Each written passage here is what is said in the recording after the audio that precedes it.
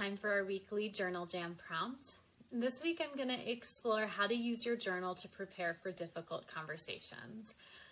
Because I have found that turning to the pages of my journal has been really helpful, and it's been a great use of time and energy and resources when I need to prepare for difficult conversations.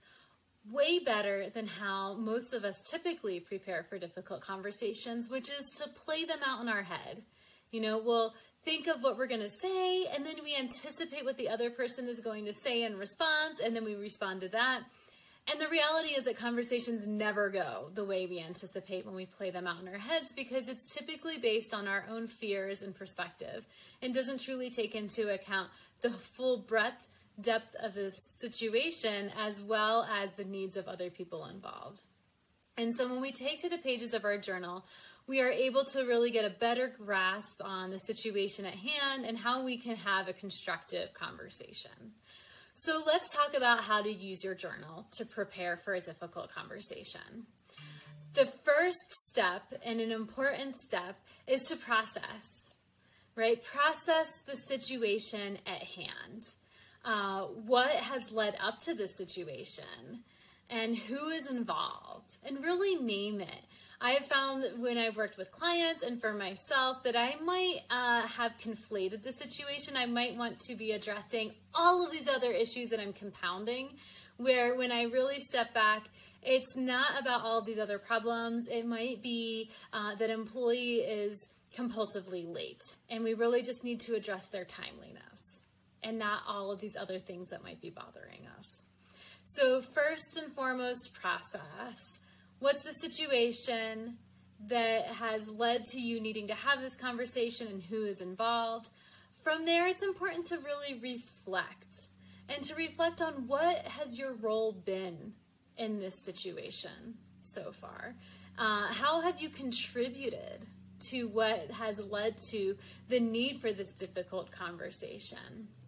And really just reflect on what success looks like for you in having this conversation.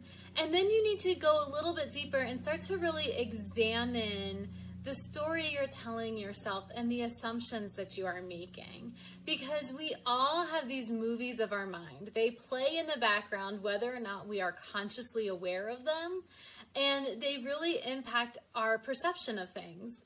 And so one of the things I like to say to clients when I'm working with them about this examining the assumptions and the story you're telling yourself is to separate the fact from fiction, right? When we think someone's going to respond in a certain way, that's an assumption. The facts might be that in the past when we've had conversations with this person, they might check out or look at their phone. That's different than the assumption that that's going to happen again.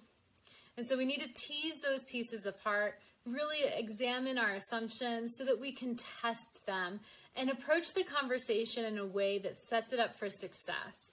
Because it actually can be really helpful to test assumptions in conversation, to say, hey, I was nervous about having this conversation with you because the last time I tried to bring up a sensitive subject, I noticed that you were looking at your phone, and that made me feel hurt, and I assumed that you might just do that again. It's a different way to approach it instead of just getting defensive or attacking someone and leading into an unproductive argument. Then the last step, the last part of using your journal to prepare for a difficult conversation is to come up with a plan. What is the plan that you are going to execute on to have a constructive conversation? You might consider how you approach the person. You might consider what you are doing to build trust with that individual and to build the relationship. So instead of just launching right into, oh my gosh, we have to talk about this difficult thing, to say, how are you doing? How's the family? Check in on something that's personal and relevant, shows that they care, and that builds trust and releases oxytocin in the brain. You also might prepare or plan for the conversation by identifying questions that you might want to ask so that you are engaging in an open dialogue. And the last part of planning really is to check and see, can you be open? Are you willing to enter this conversation open to being influenced by the other person's point of view and perspective? Because when we are open to other people's perspectives and conversation, it turns out that they're more open to us. And so really be mindful and aware of what's the point you're trying to make. What does success look like? And how are you going to set yourself up to make that happen? So those are some tips and pointers for how to use your journal to prepare for a difficult conversation. This is helpful whether it's a personal conversation or professional. I use my journal in this way all the time. I can't emphasize the value of it enough, and nor can I emphasize how much it is worth that time and our energy. Because I can guarantee you the amount of time you will be spending writing in your journal and gaining that critical clarity is a fraction of how much time and energy you would waste playing it out in your head, worrying, being anxious, making up stories, and going off of assumptions that may not be true. It is a guaranteed win for your time and energy. As always, if you would like to join others in your journaling practice to get support in leveling up your journal and to journal more frequently and with the depth that you so desire, you are always welcome to join us at a journal jam.